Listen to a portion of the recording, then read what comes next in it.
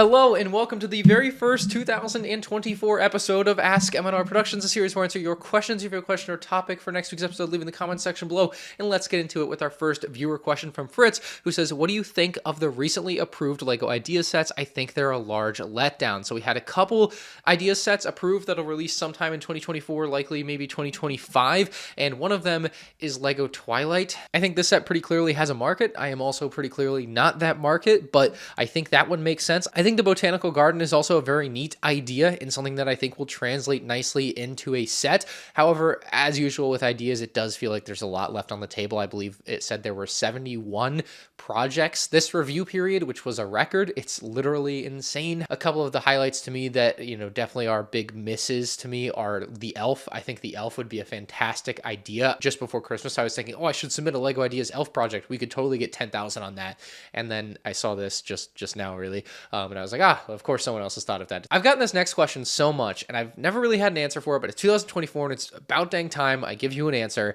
He wants to know if I insure my LEGO collection. He says he knows a lot of people tend to insure large collections for their particular hobby, and it's something I've also thought about doing, as the value of my collection between sets and minifigs is worth quite a bit. So I currently do not have any insurance on my collection. That's just not something I have. I've seen comments about it for years. It is something I would like to do, but it's not something that I have gone and done. I was recently getting quoted for like car insurance because I keep getting screwed on car insurance. I recently turned 26. I was told my whole life when I turn 26, my car insurance will go down. It went from $200 to $300 a month. I have a perfect driving record. I have never even been pulled over. When I was on the phone with one of the companies, I asked if they would insure something like a LEGO collection, which was like a weird thing to ask to me, but I asked, and they basically said that they would have to have someone else, I think, come to my house and like confirm or approve the value of my stuff to allow me to insure it. So, I need to go through that process, I guess. That's just one of the requirements of getting it done. It's definitely on my to-do list for 2024. It's something I've put off for a long time, but certainly need to go ahead and get done. So if any of you have like specific companies or anything, if you'll comment them below that you might do it through, or if you'll email me more specific information that you'd be willing to share with me, I would love that, because I would love to get it done basically as soon as possible. Next question from Joe Mama says, since LEGO is celebrating 25 years of The Phantom Menace, do you think we could finally get a remake of Jango Fett's Slave 1 Playscale or UCS for the 25th anniversary of Attack of the Clones, assuming they celebrate it? And the cycle repeats itself every 4 or 5 years, I guess. We're going to get Jango Fett Slave 1 comments. I do think it is significant that the 25th anniversary is being touted here for the Phantom Menace. I think it is going to very much affect what we see over the next 5 years or so for LEGO Star Wars. Jango Fett Slave 1. This is another one that people have been asking for, and I know LEGO Star Wars designers know that people want this. It's such an obvious make. There's a couple reasons it should have been done last year or this year. First off, you had Obi-Wan's Jedi Starfighter on shelves next to it. It would have, I don't know where it went. It was back there. Anyway, you had the summer 2022 Obi-Wan Starfighter. If you put a Jango Fett Slave 1 next to that on a shelf, that is a great combo, great pairing, and I just don't see why that wasn't done for that reason. They also recently introduced this idea of color swapping sets again. It's kind of been done in the past, but they kind of made it a big deal. So I thought it would make sense that, they would recolor the $50 Boba Fett Slave 1 into a Jango Fett Slave 1. And considering the episode 2 anniversary was coming up, the Obi-Wan Starfighter was on shelves, it just would have made all the sense in the world, and it didn't happen. So the Jango Fett Slave 1 feels like it's going to end up being one of those sets that's just going to come out one year, and it will be a total just surprise. Kind of like the Obi-Wan Starfighter with Hyperdrive Ring in 2017. It's just a set that came out in a year, and that's what the Jango Fett Slave 1 I think is going to end up being. I don't think it's going to end up being any special anniversary, any special thing. I just think 1 year, this year, next year, year after, it's just going to release. I can't imagine them waiting, 6 more years. Maybe they will hold it 3 more years for 2027. Maybe they have that kind of long-term plan in place. Mr. Ben Rackett says, with the retro collection being a staple of Hasbro's Star Wars line, do you think LEGO could eventually do throwback sets?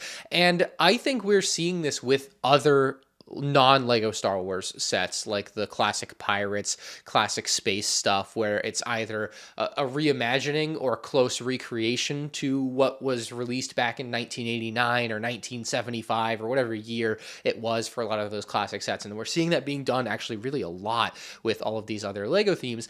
And LEGO Star Wars it's just kind of sitting there. Like, you're definitely onto something here. It's prime for something like that. There are plenty of fans who yearn for the classic style of LEGO Star Wars. They are some of my favorite mocks, by the way, that I see people do, is just classic styles of modern LEGO Star Wars ships, like the Razor Crest in a classic style. Like, that's kind of neat. I'm split on this, though. I don't feel like it would be great if these sets are taking up normal, like, slots for when there's so many other things that people want and so many other modern ships and vehicles that people want to be done in a very good way or added to their army for different things. But I do also think there's a really good opportunity from a gift with purchase perspective. That's, I think, the thing that makes the most sense for a classic thing like that. Dilbert Chan asks, has LEGO ever come out with a valid explanation for the increased price of battle packs? Even taking inflation into account, the battle packs of years past would still cost a few dollars less if they were released today, yet current battle packs cost more for less, no cloth pieces. LEGO has never really discussed that. They're not going to discuss that. The original battle packs adjusted for inflation together from 2007 to now in 2024 would cost $30, and this new battle pack costs $30. So to me, this is an even exchange, basically. Like, the inflation, nothing has hurt the value of these. They didn't go and find a reason to jack up the price on this, even though I thought it could have been more expensive, right? Versus if you look at the other battle packs, right? Again, inflation adjusted, this is $15. Regular battle packs are $20. So that is an extra $5, and you are not wrong there. But with this new battle pack, it is an excellent value, quality, questionable, but definitely good value for what you're getting overall. But yeah, that $5 on these regular battle packs is a huge difference, and they're just never going to talk about it. But unfortunately, battle packs outside of maybe this one are not a better value than they were 5 or 10 years ago. Speaking of 5 or 10 years ago, part of why I picked this question was because I wanted to share with you all what might have been the first rant in MandR Productions history. It was about the pricing of battle packs. The summer sets, they've been getting overpriced. Everything's hyped. If you noticed, about 6, 7, 8 years ago, you get those $6 LEGO Star Wars sets that were epic and everything. And the battle packs have basically filled the $6 set void. And everything else is $20 now. Like, that may be the only $20 set out right now that I know of. This is a disappointing price point. This is a little less disappointing, although there are lots of small pieces in that, which is cheaper for them to produce. But it's better that they priced it down. When, like, the battle packs, they need to put them back at 10, because I don't like paying 12 for them. It just doesn't make sense. A lot of my channel now is more like the quality basis of LEGO products because, that's a thing too. But yeah, I was rather upset about the $1, $2 increase of battle pack pricing. If me of 2011 had known battle packs would be $20 today, man, I might have, who knows what I would have done. Anyway, next question from Claire says, can you please explain how the Super Battle Droid mold deteriorated, but I've never heard about it happening with any other mold. Essentially, every LEGO mold for each piece has a lifespan on it, whether that's 100,000 pieces produced or 1 million pieces produced or 10 million pieces produced. Frankly, I don't know. However, it has a lifespan. That's the important part. But why you haven't heard about it with most other parts is they're often just replaced with a same mold again and again and again. Like 2x4 bricks don't get retired when the mold deteriorates and they're done with it. They just make a new 2x4 mold and keep making them. And so that didn't happen with Super Battle Droids. At least that's what the theory was, is that they basically had gotten their lifespan use out of the mold for Super Battle Droids, or the multiple molds required for Super Battle Droids, and had not basically made a new mold, whatever, for Super Battle Droids back in 2015 when they released the last Super Battle Droid. GP says, what is on your Mount Rushmore of battle packs? This is unfortunately really easy to answer. There's almost no debate in my mind for me personally. We're looking at the 2007 Clone Battle Pack. How could you argue with the OG? The 2009 Clone Walker Battle Pack, the 2011 Clone Battle Pack with the Bomb Squad Troopers, the ARF Trooper, and the Ethkoth Trooper, and then the 501st Battle Pack from 2020. That's my Mount Rushmore. Squidward says, whatever happened to the old Indiana Jones sets you bought a few years back? Quite literally nothing. They are here. They're sitting up on display in the other room. I just never got around to it, and, I intend to hopefully get around to it in the future. When it comes to content creation with LEGO sets, I think my eyes are bigger than my stomach. Like, it just is what it is. I know who I am at this point. I buy more things than I make videos on. The Indiana Jones sets have become one of those victims. Now, I don't think I'll sell them before I make videos on them or anything. I still want to make videos on all of them, and I fully intend to, but that might just not be this year or next year or the year after. I'm kind of sad about it because I was so excited about it. I never even went to watch the 5th movie. Next question from Like Lego Star Wars says, when do you think we will get our next Millennium Falcon, and what era? Yeah, that Rise of Skywalker Falcon is aging. It's four years old right now, 4.5 years old almost, been on shelves. I picked this question to give a little tease, but I can't really give a little tease. So I'm just going to say I don't know, and I don't know. Next question from Caesar says, do you think LEGO would have made all of these clone sets without the success of the 501st Battle Pack?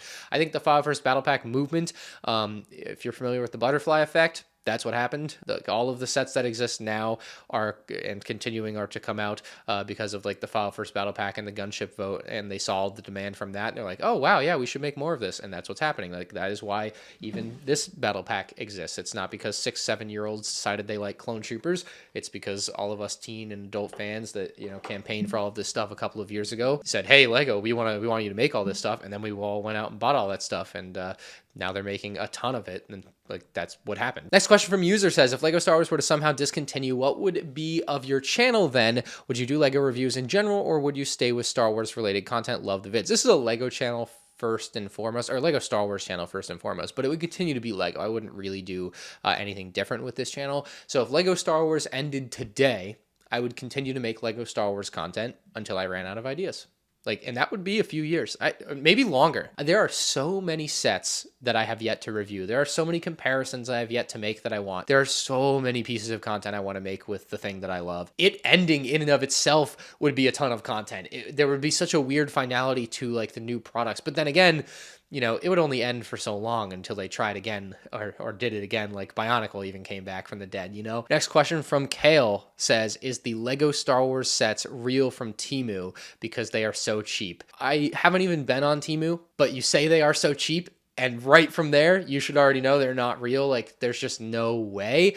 However, in the interest of science, I'm going to download Temu. Fake, fake, fake, fake, fake. I'm not going to see one real thing here. There's no way any of this is real. It's always going to be fake. Anytime it doesn't literally say LEGO, it's definitely not going to be LEGO. Is that like Eminem about to rap on the Ahsoka's T6 shuttle? So like the issue with this, like the moral problem is like this mock is like really dope. This T6 shuttle is really sick, but it's made by someone on Instagram and it's a stolen design that they're selling. Next question from PBJ.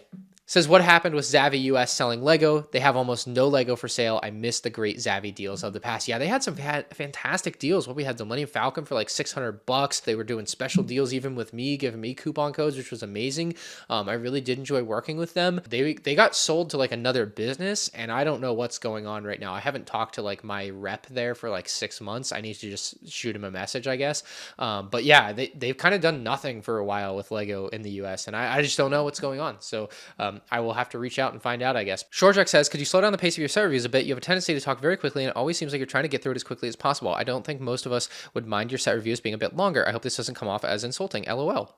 The LOL made sure, like, it really set the tone there at the end for me. No, I'm kidding. Not insulting at all. Definitely a valid opinion to have if you think I should talk a little slower in my reviews. I get it. I get that comment from time to time. Kind of mixed on this. Like, for a long time, my reviews would run on and run on and run on.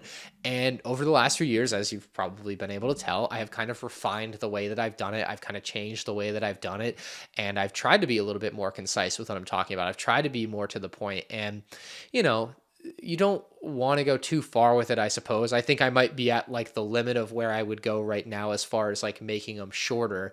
And maybe this year in 2024, I will try to like kind of let it breathe a little bit more. Maybe they have gotten a little bit too quick, too snappy, but I kind of was trying to really optimize it, make it as, simple as possible. Like, here's what I think about these things, optimized, this is the review, these are the sections, this is what we need to talk about. And maybe that's not where I need to be going. Sometimes I'm just excited about a thing, so I talk about it fast, and that's just going to happen from time to time anyway. But it's definitely something I can look into changing up and doing a little bit differently. Part of it's all about like maximizing viewer retention with YouTube, and it's just the statistics are important with that sort of stuff, unfortunately, at the end of the day, and that leads you down this path that I've been the last few years where you keep pushing that boundary further and further. Did you hear what happened to Brixie with LAN? What are your thoughts? So if you don't know Brixie, he's another LEGO YouTuber. He's maybe been on my channel on the Bricks and Bits podcast before. I honestly don't remember. It would have been so long ago. Good guy, makes good videos about like LEGO City and stuff a lot of the time. Now he is in the LEGO Ambassador Network, which I notoriously very much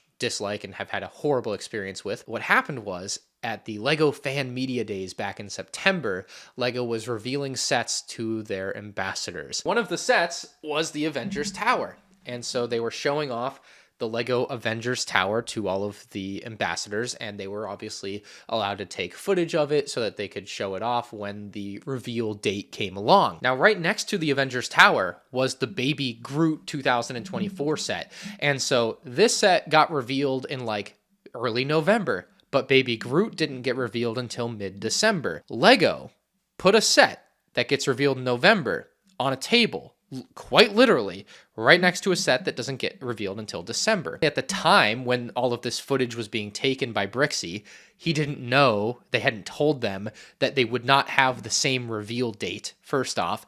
And then, of course, later they don't have the same reveal date, so he had to go in and edit black boxes over the Baby Groot, or Rocket Raccoon. It was Rocket Raccoon, I'm sorry. You get the point, though. So when November rolls around and Brixie uploads his video about the Avengers Tower, for a couple of frames, there is a Rocket Raccoon able to be seen next to the Avengers Tower. And people are like, oh, there's the 2024 set leaked. And then, of course, it all comes back that, you know, Brixie was the one who had put up the video and forgot to blur that spot for that couple of frames. And so he got in trouble and they gave him 6 months probation. Now, it's worth noting in his video, he says that LEGO told him they have to paint all ambassadors with the same brush stroke, which isn't true. LEGO is lying to him, but that's just what he said, because I never got a probation for anything. I was just immediately kicked out. I mean, come on, you're a billion-dollar company. Why are you putting 2 products right next to each other on a table that can't be shown until a month apart and then allowing people to take video footage of those products? I'm sorry, but that's stupid. That's just dumb. Like, I'm not very tactful with my words here, but I don't care. Like, you're punishing your biggest fans for your problems, for your lack of care, your lack of due diligence, your lack of, like, just common sense, right? That's why I have been incredibly frustrated by the company over the past few years. And this is yet another example. And Brixie has to pay the price. 6 months probation from the ambassador program.